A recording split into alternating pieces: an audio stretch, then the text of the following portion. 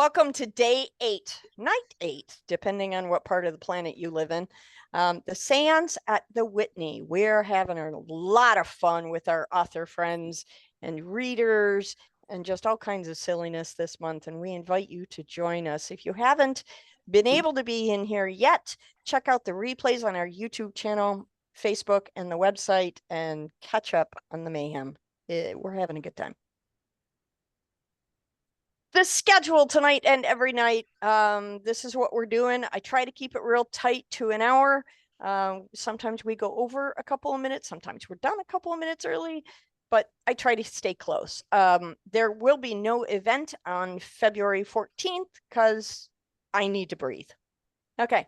The Seance at the Whitney is an interactive indie author virtual book festival with author readings, interactive improv mystery game, and book giveaways. These are our amazing participating authors. We are having a blast, and we're getting to hear some really cool stories. So tune in for the rest of the month. Tonight, 2 amazing authors are reading. We have Amy Kelso reading from her short story collection, The Future Belongs to Those Who Believe. And Mandy Jo is reading from her novel, A Stormy Travel Through Time. See, if you slow down and enunciate, you get all the words out eventually. All righty, here we go. So we are going to start with Kelso, if you will, please, when you are ready, take the microphone and read aloud. Sure thing. So, as she said, it is a group of short stories kind of set in the future. So this story is called What Was Learned in Isolation. February 8th, 2070. Dear Grandma Beatrice, this is your granddaughter, Emmy Lou. I never got to meet you in person. You left this world before I was even born. Still, I want you to know that I will never forget what you, and others like you, did for me and for everyone. I'm just about to complete my Tier 3 schooling. I guess you would have called it high school. And I'm excited to go to Tier 4 so I can really focus on my career goals. But before I can do that, I have to complete my final projects to prove my competencies for graduation. And for my History English section, I am required to research a significant life-altering time in history. I've decided to go back and look at the time of COVID-19. As with anything that happened so long ago, 50 years? It's hard to find much information. Harder still to imagine what it must have been like to live through it. Was it scary, Grandma, when things started closing down? When it seemed the life you had known would change forever? Well, I'm here to tell you that it did change in many wonderful ways, thanks to people like you who didn't let their fear overtake them. I can only imagine how it must have felt the day you and Grandpa had to close the greenhouse to customers for an unknown period of time. Would the lockdown last a month, 2, all summer, or even longer? And when things were finally lifted, when people were able to go out in public once again, what would become of the place you had worked for years to build up and keep running? Well, let me tell you what happened. Some of this, of course, you already know, but as for the rest, the first thing the pandemic did was give people time to think. While some, doctors and nurses and grocery store employees, were working around the clock to keep things going, many suddenly found themselves at home with nothing to do. Or I should say, with nothing they felt they had to do. They suddenly had the chance to decide what really mattered to them. And here's what many discovered was really important: connections. Being disconnected physically helped people see the importance of emotional connections. Parents spent time, real quality time, with their children. People took the time to reach out to others in any way they could. Video conferencing really took off at this time, I'm told. Suddenly, everyone wanted to talk with their friends and families. That is not what really changed the world, though. What really changed the world was when people decided to take back control of the government. The disease and the quarantine it caused helped bring to light just what was important and what a government should provide for its people. What was not important was helping rich billionaires become richer. What was important was providing every citizen with an equal chance for life, liberty, and the pursuit of happiness. This was the moment when people were able to see that in order for everyone to have a chance in life, certain things were needed. A guaranteed base income for everybody, so no one had to fear being without food and shelter, internet for all, and healthcare for all. That access to healthcare for all was a huge turning point in everything. In my research, it says that before this time, healthcare was broken into two separate categories: physical health and mental health. I have to tell you, Grandma, I'm trying to wrap my head around that concept, but it just doesn't make sense. As everyone knows, our physical and mental health are so tied together that anything you're struggling with emotionally will show up as physical symptoms. I just can't see how doctors could treat one aspect without considering the other. All these things changed our world so much, but I have saved the biggest, and in my mind, the most important change for last. People started going outside again. With their schedules freed up, they had time to do that. And once they did, they remembered how much they love nature, and some of them learned it for the first time. But I don't have to tell you that, do I, Grandma Beatrice? Or should I call you by your nickname, Grandma B? You weren't even a grandma yet. You were still pregnant with Mom when all this began. But this is when you took up the role as pollinator, both of plants and ideas. You turned your greenhouse into a base of operations where you dispersed information on growing home gardens, sustainable living, and environmental activism. It was a one-stop shop for all things nature. You helped people to learn to break free from their reliance on grocery stores, as well as how to let the government know what really mattered to them: clean energy. The timing was perfect. With so many at home during the quarantine, many discovered they could do their jobs remotely and that they preferred to do it this way. Even when the quarantine was lifted, they fought to stay home. The long commutes and busy traffic just didn't seem worth it to them anymore. And if they could do their work from home, that meant that their home could be anywhere. They didn't have to live close to the big cities anymore. They could have that piece of land out in the country where they could grow their gardens, get in touch with nature, and keep their jobs, if they wanted to. Which is what led to the great migration away from the cities, back out into the countries, back to the land. All this allowed people across the world to stage the biggest protest in history: the car boycotts. People across the world just stopped driving. They parked their cars and told car companies, "We're not driving anymore until you find new, environmentally healthy ways to power these devices." And they kept to their word until car companies had no choice but to scramble to find new forms of power. As one article stated, it was amazing how quickly companies were able to find alternate solutions once they were forced into it. It was almost like they had the solutions all along. They just weren't going to do anything until the people made them. Thank you, Grandma B, for being one of those people that made them change. But I guess you got your own reward for this, didn't you? You and Grandpa? Because once they really started to explore alternate energy sources, that's when everything really took off, including space exploration. These new, clean forms of energy made it possible and practical to build a moon colony. And when they did, and it was time to look into terraforming that colony, well, they needed an expert on all things nature. And guess who that was? My own Grandma B. I'm almost finished with my research into the time of COVID-19, but there's still one thing I need. My teacher wants me to include a primary source to hear from someone who actually lived through the experience. And I can't think of anyone better to hear from. And so I'm sending this letter off to the moon, to a grandmother that I've never met in person, but have always admired. I would love to hear from you, Grandma B. What words of wisdom do you have to help your granddaughter follow in your footsteps? Maybe someday I will come up to the moon to visit you. I would love that. Until then, I hope you know just how much I admire you. I will always look up to you. Sorry about the pun, but I couldn't help myself. Your granddaughter, Emmy Lou. Amy Kelso. I love your book. So Amy's book is The Future Belongs to Those Who Believe. You should check it out. Okay, I want to show you my share screen again. Mandy Jo is going to be reading next from her novel, A Stormy Travel Through Time. Mandy Jo, are you ready? Are you ready? As ready as I'm going to be. Sorry about the voice. I've had some allergic reactions lately, so. Okay.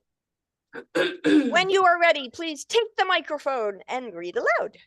Alrighty. I am going to be starting in chapter 4, and there are some parts that I will bleep out because I want you to read the rest of it.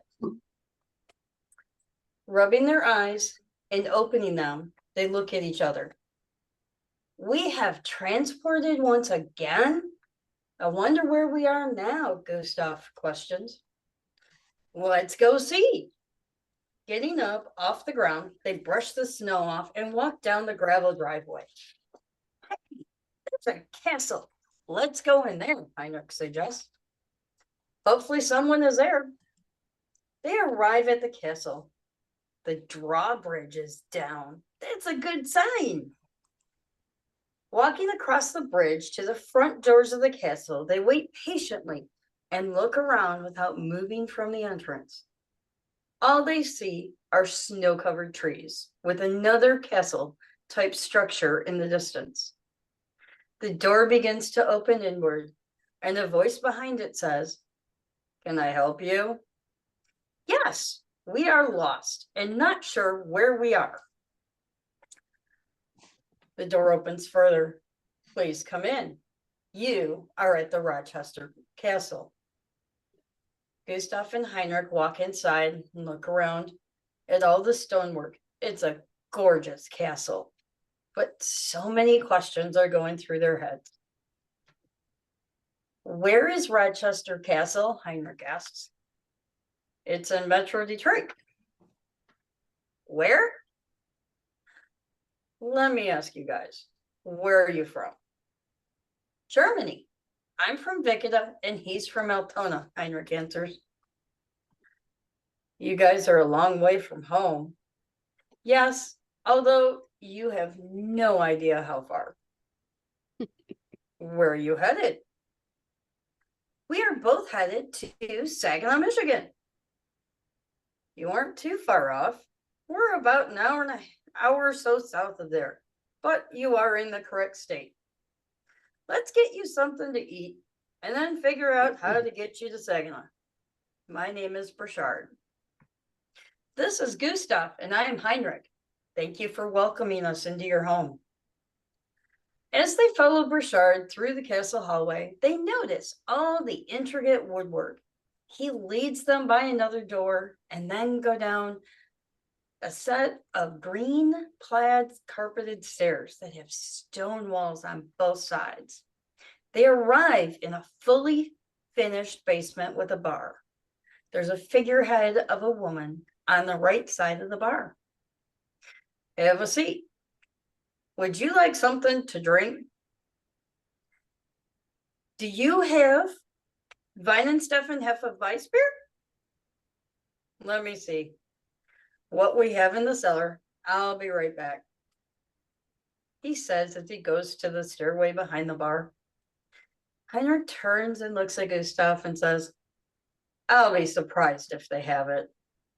Plus, interesting that he hasn't asked more questions.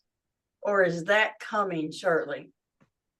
"Yeah, I am sure when he comes back, he will have more questions for us. How's he going to react to time travel?" They sit in the burgundy leather bar stools and look about the room. There's a metal blimp hanging from the stucco ceiling and a train track around the top of the room and a miniature rocking horse in the corner. "This place is really cool. I feel like we're back in Germany." Burchard comes back into the bar area with a case in hand. "I found some. Would you like them in mugs, glasses, or just the bottle?" "We will take the beer in mugs, thanks." He pours them and slides them across the bar. So you guys are from Germany. How long have you been here in the US? Are you on holiday, work, or do you live here now? It's an interesting story, and I'm not sure you will believe us. We started out on one ship that was headed to America, ended up in a storm, then onto another ship. Another storm came up, and we landed at a lighthouse. This last storm landed us here at your home. We are trying to figure out the whole who, what, where, why, and how. Okay, that's an interesting story. Very creative. I'll give you that. Yes, we didn't figure that you'd believe us. It's been an interesting day. Say I believe you guys. What year was it when you got on the first ship, and what was the ship? It was in 1903, and we were on the Kronlund headed for America. Whoa, wait a minute. You guys are from 1903? That's so incredible. Yes, we did not make it all the way across the ocean on that ship. There was a big storm, and the next thing we knew, we were on another ship. It was the blank, and the year was 1975. Well, how did you get from one ship to another? We don't know. I haven't figured it out yet. There was a violent storm with high winds, lots of lightning. Then poof, we opened our eyes and we were on the other ship at another time. Not only do I not know how we got from one ship to the other, but I also don't know how we traveled ahead almost 72 years. Good thing you got off the blank. We were in that storm. It was crazy. The storm came up just like the first ship, and the next thing we know, we were next to a lighthouse. We went to a house and found out we had landed on December 5th, 2001. We met a nice couple that fed us dinner. So now you end up here. It's December 15th, 2028. Quite the jump from where you started to now. You're looking at 125 years. Heinrich shakes his head. I have no idea what's up with it. I also don't know how we get back to 1903. Do you have any ideas? No, I have no ideas. Although Johann, the owner of this great castle, has a fascination with time travel. He's expected to be back shortly. So relax and enjoy your beer. And that is where I'm going to end. Yay. I think ending with a beer is a good place to stop. That's a good idea. Plus, Well I done. didn't have to go into any more tricky words. That's right. Well done, ladies. Can you hold up your book, pretty please? This is Amy's book, The Future Belongs to Those Who Believe, and Mandy Jo's book, A Stormy Travel Through Time. Check those out at your favorite bookseller, Amazon, Sweetwater's Cafe. You never know when a book is going to show up. All right, here we go. This is the part of the night where things get interesting. All right. Can we see it? Can we see it? Yes. Yay. Okay. The Seance at the Whitney. Here's the recap for those of you who have been, in Antarctica for 7 days. The ghosts at the Ghost Bar inside the Whitney Manor and historic Detroit estate, a world-famous psychic medium has come for an exclusive invitation-only seance. With so many curious about spiritualism around the world, this event promises to connect the living and the spirit worlds, opening doors to mysteries that transcend time and space.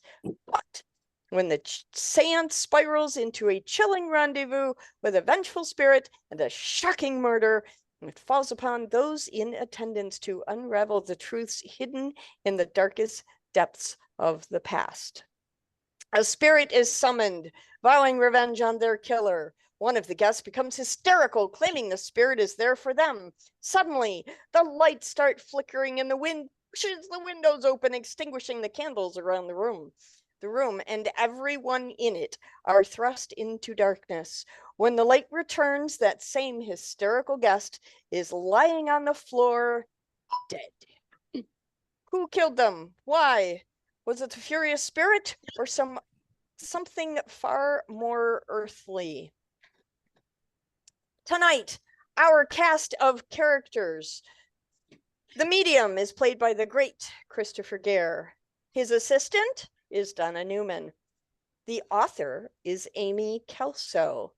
The socialite Don Menge is not in the room tonight, so if anybody had designs on following up on questions from last night, you're going to have to put them off till tomorrow.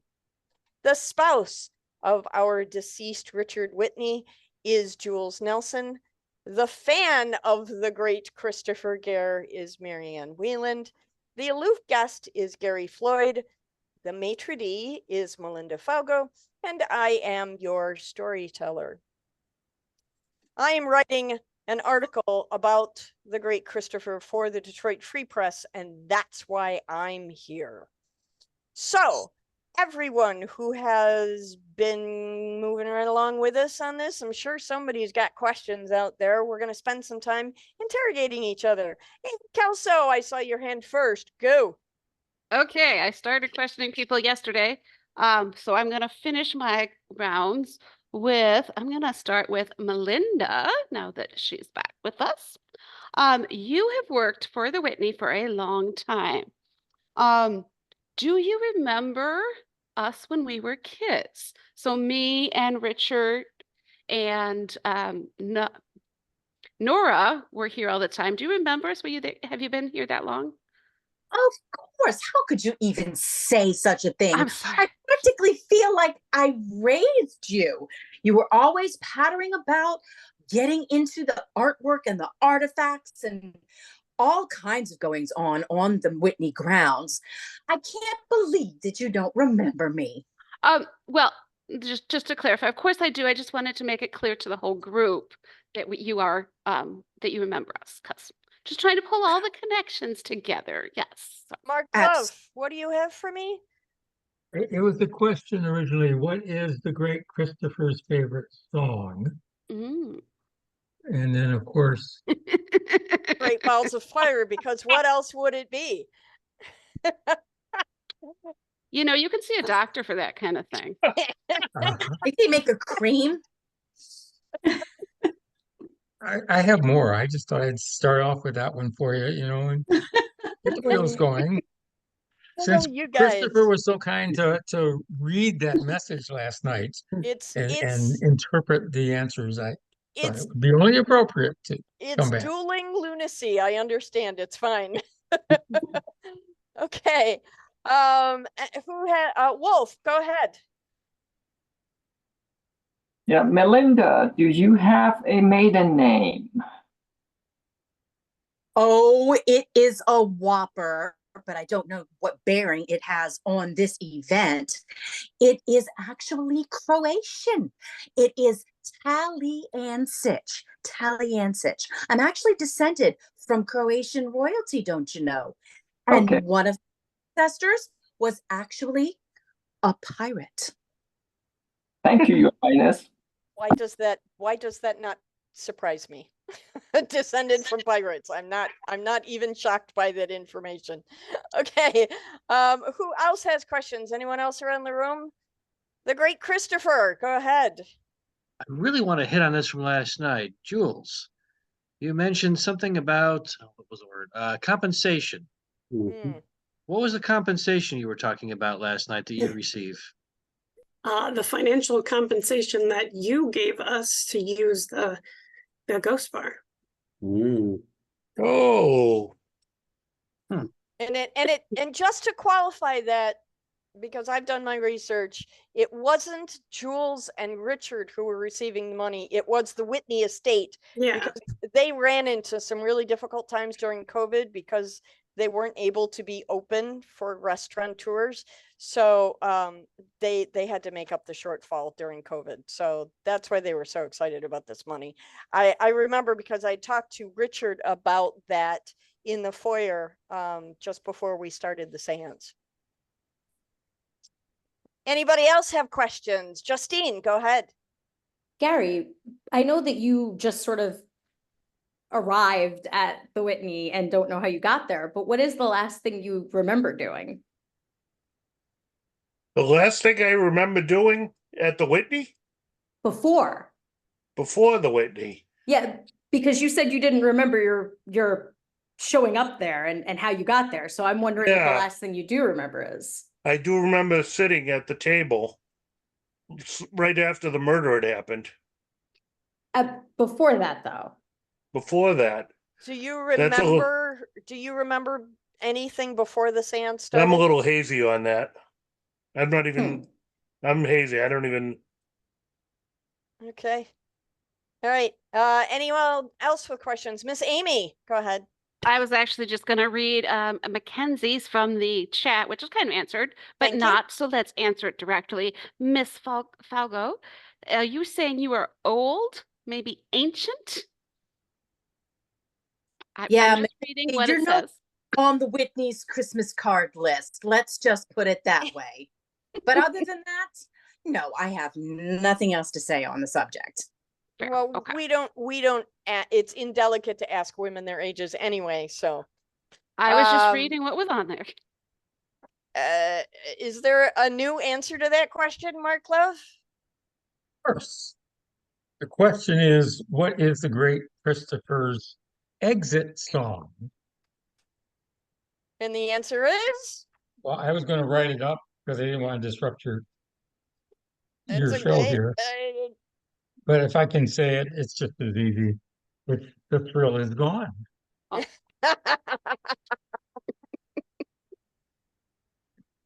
I'll stop disrupting the show. So that's all right. No, it's good. I like it. Okay. Does anybody else have questions? Donna, did you have any questions? Not anything at the moment. Jules, your hand is up. Go ahead. Go ahead, Jules. I have a question for Amy. I know that we both had to deal with, Richard being angry with us and starting arguments with us, but I was kind of wondering, you showed up almost too late for the seance and you were very dirty and disheveled, which is unlike you. Where were you? I was actually, after I had talked to Richard, I went for a little walk, which I do all the time. That is actually part of why I chose to live here at the Whitney, because these grounds, the beautiful forest around us, are inspiration for my story. So I was just seeking a little inspiration after my very friendly, of course, discussion with my brother. That's all. I just lost track of time. Did you fall down a hill or like run into a tree or something? I mean, I noticed you had like some stuff in your hair and your clothes were kind of dirty, which is, it's just not like you. You find inspiration how you can. That's all I can say on that. Yeah. Okay. I have a question for Donna. When you got up to go to the butler's pantry to do the great Christopher's bidding, did you notice anyone else getting out of their seat at about the same time?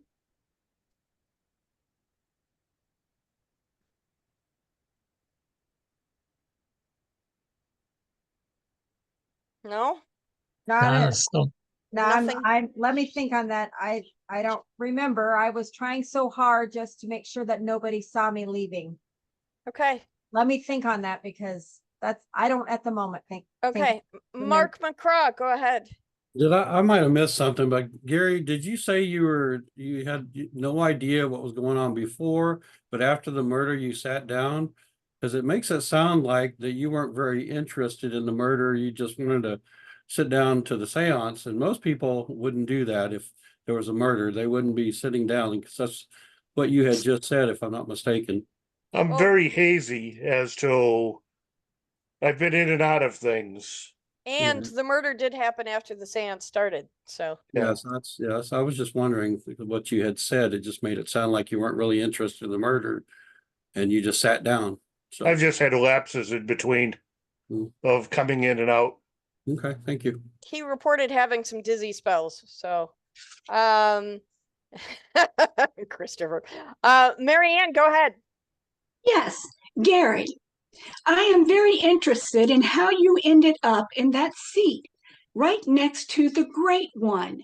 That should have been my seat. And let me tell you this. You don't remember how you got there? Did you just appear at the table? Or did you go over and sit down in that seat? I want to know because it should have been my seat. I paid a lot of money. It should have been my seat. Why There not? is a, So the question is, Gary, how did you know that that was supposed to be your seat? I just kind of came to in the seat. I'm not sure how I got to the seat.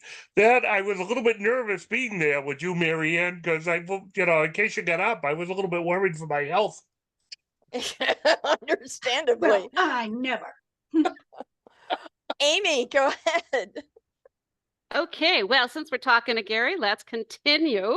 Now you did say at one point that you saw Richard and Nora with the crystal ball when we were kids. So you might not remember much about recently, but did you stay here or near the Whitney when you were a kid? Do you remember me? Tell me more about that. I just have these vague memories of the three of you, actually, because I did say that you were out with them with the crystal ball as well, and that you had woven these tales of creativity. And then all of a sudden, I hear that you've come back and you're this famous author.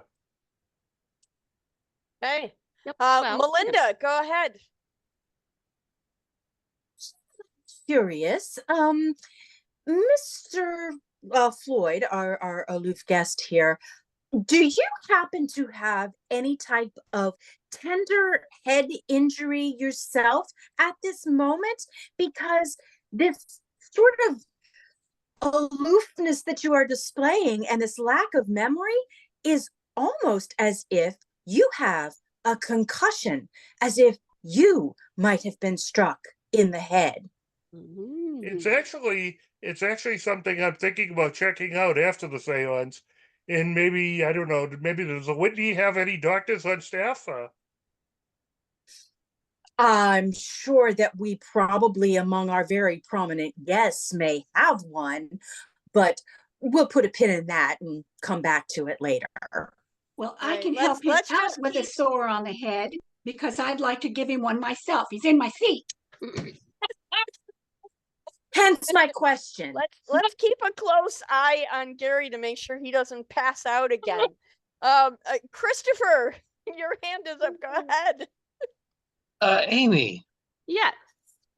Going back to you coming in somewhat dirty from being outside, were you perhaps digging something up? No, I mean, not at all. I was, okay, I will be a little honest. Me and my brother did have a little bit of a disagreement. And so I was just really upset. And so I may have, not been paying as much attention to where I was putting my feet and stuff. I may have fallen down a couple times, but no, I was not digging anything up. No. Hey, she's a dirty bird. She's a Wolf. dirty bird, I tell you. Wolf, go ahead. This question is for Amy and Jules. Did you lose hand contact with Dawn before or after the lights came back on? Did we lose what? Hand contact. You were holding hand. Hand contact. Let me ponder that. Did you break hands when the lights came back on? I remember that we were all holding hands before the lights went out, and when we heard the thud on the floor, I know whoever's holding my hands dropped them. So yeah, I think we all kind of just freaked out and dropped hands. Richard was sitting next to me, and he dropped my hand because he fell off his chair. And Jules, she recognized her husband's scream. I'm sure of it. And she dropped my hand. So my guess is everybody dropped hands. When the I recognize that historical. Before the lights came back on. Before the lights came back on, as I say, when Richard fell out of his chair, that's when he broke my hand. So that was such a thud and stuff. It was such a small period of time. It's hard for me to place exactly. I don't know that I could testify in a court of law about exactly when that breaking of hands happened. Mark Love, go ahead. My question is for the lovely Jules, the widow. Um, did you witness this altercation between Amy and your husband? They were in the hallway outside of the room, and I was busy getting dressed, and I heard them chatting, and I didn't think anything of it until I heard him yell. He yelled, "Leave me alone and never mention it to me again." And he was very angry, and I heard him storm off. And I remember it because, you know, he had also just yelled at me. So I felt bad for Amy, for her brother treating her like that. It's a surprise because I know Amy is not exactly the soft-spoken wallflower, so I thought perhaps you might have overheard more of that argument and get a better Well, sense as to what it was. by the time I got to the door to see if I could hear a little bit more, they had already gone. So if I had known they were going to argue, I would have gotten dressed closer to the door. But I Good wouldn't, point. I mean, generally I never argue with my brother, but obviously he was riled up already from his discussion with Jules. So, you know, it's not his fault, I'm sure. I'm So you sure. were piggybacking on his frustration. he was Yeah, very, sure, that's very Okay. frustrated. He did not want the seance. He was very nervous about the seance starting. And I think that just had him amped up. So Yes. Okay, we can take 2 more questions. Amy, go ahead. Okay, just there's a couple of them in the chat from Mackenzie. So, Yep, go ahead. first of all, Mr. Floyd, were you standing by the seat or sitting in the seat? Because you said you sat down, but then you said you came to in the seat. So, just to clarify, when did you come to us? Were There you in the was, seat? yeah, there was so much things going around and swirling around as I remember being in the seat, and then when I came to, I was standing next to the great Christopher. Oh, Okay. okay. And Amy, was there another comment in There there? is one more Okay. that I have to ask. Yes. Mackenzie says, or did you, Miss Storyteller, drop his hand to kill him? Of course, meaning Richard at this point. I have absolutely no reason to kill Richard. Richard was key to my story. He was my connection back to the Whitney. So I really had no reason to kill him. But a murder would make an even better story. Well, you know, I could say the same thing about you, Miss. I've got to deal with Amazon Prime. Tell us about what your story with Amazon is. Well, I mean, like all of my stories, my series is based on fictional characters that may or may not be kind of based on us. You know, with Christina, Laura, and Charlie, like I told you the other day. Of course, Laura is leading things as I always did, leading the, you know, the storytelling and stuff. But it's just, you know, various adventures that the 3 of us go on. Okay. Does anyone else have a question? Melinda, go ahead. Oh, I can't hear you. Muted.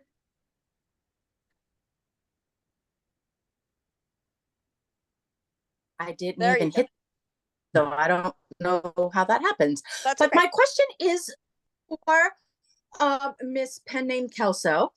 Yes. So stories usually have a protagonist and an antagonist. So in your stories, when the 3 of you are off on your adventures, was there ever an antagonist or some dark figure lurking in your young, fertile imaginations that might have been envious of the 3 of you spending so much time together and not being invited in on the fun? Now, have you been reading my stories? Because obviously Oh. you're touching right in. But that person, I'll be honest here, was based on a man named Troy, who perhaps is now not a man anymore, as we've discovered. Because he always creeped me out when we were kids. He would stalk us. He'd be like sneaking around, watching us and stuff. It was creepy. I'll be honest. I've never told that before, but yeah, he is based on Troy. Okay. Awesome. Thank you, everybody. This concludes our interrogation session this evening. I think we learned some very interesting clues. Come on back tomorrow for more clues. Make sure that you watch the replays to come up with more intriguing questions. Really push our cast members to the edges. Collect your clues. At the end of the month, you'll be slinging your accusation. The person who comes closest to the correct answer with their accusation win a prize. And remember, this goes on all month long. If when you are watching the replays, you hear someone say, I have nothing to say about that, that's to let you know that either that person was completely off base with their question, or maybe the cast member sincerely doesn't know the answer, or maybe they're just throwing you a red herring. So keep all those things in mind. We will never lie directly to you, but interpretation is 99% of the law, right? All right. You can find the replays on Facebook, our website, and on our YouTube channel. Now it's time for a recap of the wax drippings. You know how this goes. Our cast members are and authors are collecting points every time you name them when you register. Here is tonight's leaderboard. Deborah Reed is in first place. Jules Nelson is in second. Andrew Allen Smith is in third. Marion Wieland is in fourth. And Melinda Falgo, you moved up to fifth place with 46 points. Congratulations, one and all. You guys are doing great. Now it is time for the super funnest part of the whole evening, because we get to give stuff away. Talismans from the spirits. Each night, the spinning wheel of happiness will give away books. If you've won on the wheel tonight, you have 24 hours to send me an email so that I can send your mailing address to the author so they can ship your book out. Send your mailing address to me at diana@pagespromotions.com. And on the spinning wheel of happiness this evening, we have Amy Kelso. She's going to hold up her book. That's the book she's giving away. The future belongs to those who believe.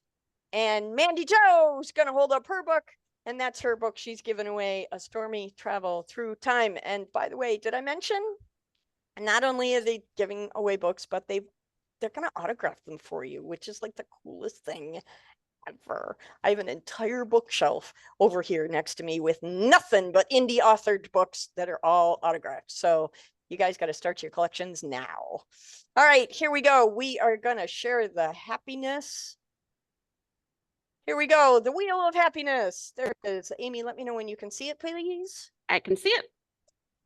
Okay, here we go. So our first, if the person who wins is not in the room, we will spin the wheel again. And if the author wins their own book, we'll spin the wheel again. Okay, here we go. This is for Amy's book.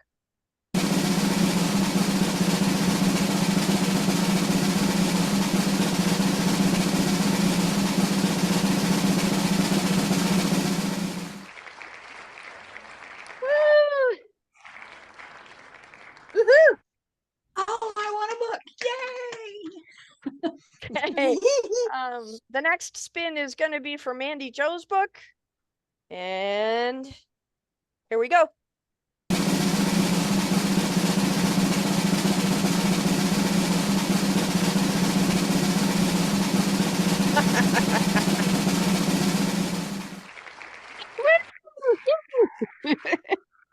Absolutely love it when that happens. It's so much fun when we as authors get to share our books with each other. I absolutely love it when the wheel does. Super, super, super fun. So you guys, you know I have your email addresses, but you also know that my inbox is my to-do list. So make sure you send me your addresses so I can get them sent out to you guys. Okay. Couple of last things before we go. Don't forget, the big reveal is going to happen on February 29th. This is when we're going to let you guys know what happened, why it happened, how it happened. And I just want to remind everyone who's coming into this on day 8 for the first time, even the cast members do not know who did it. And they keep asking me, and I keep telling them I just can't tell them. I can't be bribed unless, you know, it's a really big pot of cheese fondue. Then maybe. But everything's going to be revealed on the 29th of February. We are also going to have a spectacular hat contest. Spectacular hat contests are very fun, and we have a good time doing it. And the person with the most spectacular hat is going to win a special super fun prize. Yes, Mandy Joe, I can maybe be bribed with chocolate. We'll see. Okay. Everybody turn on your microphones. As I promised you all, I was not going to ask you who did it again for another week. However, I do want to know what you guys think about the Whitney perhaps being behind a murder for hire. So I just want to go around the room real quick, lightning speed. Do you think that the Whitney estate, the conservators of the estate, would pull off a murder for hire plot as a marketing ploy? Are you ready? Amy, what do you think? Well, I hadn't thought that till you said it, but now, especially since so many of us are related to this place in one way or another. So, is that a yes? Yes. Okay. Sorry. Gary, yes or no? I say no, but I wouldn't put it past people that are related through marriage. All right. Marianne, what do you think? Well, I think it's a possibility because there's 2 or 3 definite dirty birds in there. So, yes. Dirty birds. Mark Love. I think that's definitely a possibility because it's a great way to restructure and, you know, maybe get rid of some less than perfect relations. I'm thinking it could be an offshoot for the Shane series. I'm just thinking. Anything's possible. Justine, what do you think? It's definitely possible. I mean, that would bring a lot of really interesting publicity for a place called the Ghost Bar. Mandy Joe, what do you think? I think it's a possibility. Jules. I mean, our attendance has been lower since the COVID shutdowns and stuff. So, I mean, it could be an obscure marketing plan, I guess. I don't know. I don't see it though. Okay. Donna. I really struggle with it because the Whitney is so like upscale. Would they really want those creepy people who would come because there was a murder in the Ghost Bar? That's a good point. Money. Mark McCraw, go ahead. Yes. Okay. Miranda, what do you think? Would the Whitney pull something like this off just for marketing? No, I don't think so. Okay. Emma Palova. Definitely a publicity stunt. Okay. Rosemary, what do you think? I really don't know much about the story yet. I've got to get caught up. Okay. I don't have an opinion. You have nothing to say about that. See, she's learning already, folks. Congratulations, Rosemary. Melinda. Melinda, what are your thoughts on the manor? Quite frankly, I am absolutely appalled that anyone would deign to think that such a reputed establishment as the Whitney would delve into the depths of such a lurid publicity stunt. Horrid depravity of it all. Deb McPeak, what do you think? Yes. Okay. Mandy Joe, nice. Amy, can you check with Mackenzie in the chat? Okay. Okay, so I have to first of all read, you were talking earlier about being bribed. So Kenzie wrote, with a big pot of cheese fondue, lots of chocolate, and an expense-paid book shopping trip. Would that bribe you? Tell me more. Okay. And so then her answer to your question, she said, I didn't hear the question because I was thinking about cheese fondue, chocolate, and an expense-paid book shopping trip. So that's okay, fair enough. I would be distracted. Wolf, what do you think? Would the Whitney Manor pull off a scheme like this? Well, depends on their debt. They're in financial trouble. I wouldn't put it past them if it's enough money. Yep, absolutely. Melinda. I mean, we are close to Detroit, right? I understand murder for hire is not that expensive there. Yeah, Mark, do you have any ledger books on murder for hire in Detroit? Not currently, but it's been done for, $20 or less. I've heard somebody get shot and killed for a cheeseburger. Oh, If it was a cool. good burger. So Okay. Okay. Elwood So- Bar and Grill. Check it out. Now, is that Wisconsin cheese? Fries with that? Actually, it's Alpine Swiss, if you must know. But okay. All right, let's go What around. about And Christopher? oh, Christopher, that's right. What do you think? You've been You so quiet. almost quiet. every night. You know why? Because for some weird reason, you've got ghosts who keep moving your little square around my Muppet view for some No, reason. it's doing the same thing to mine too. I can't keep my eyes on whoever is actually weird. talking at the time. It's weird. Yes, I think they would do it. It could become the new Amityville house, especially in Detroit with all the haunted houses during Halloween. It would be huge.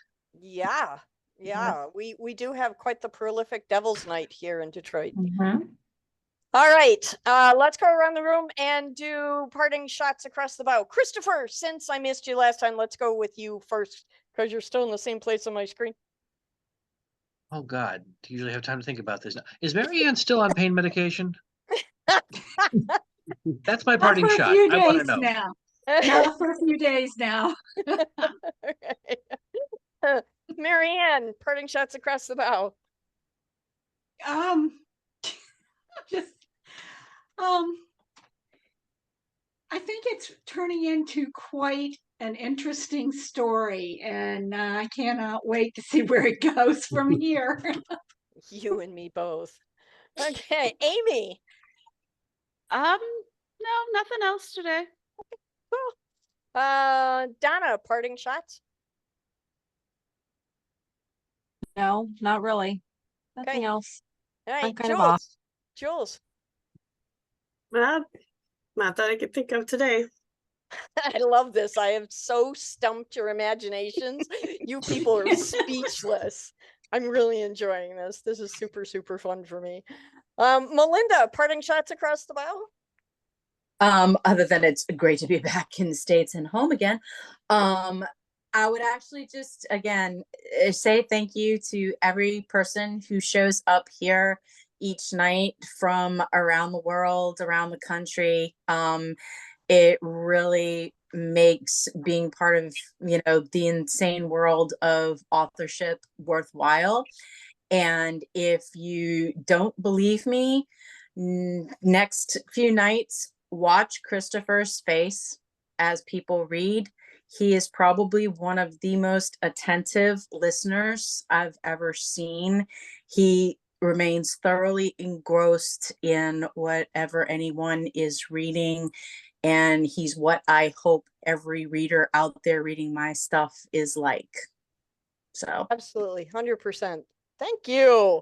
That's so cool. We're friends. I love that. Gary, parting shots across the bow.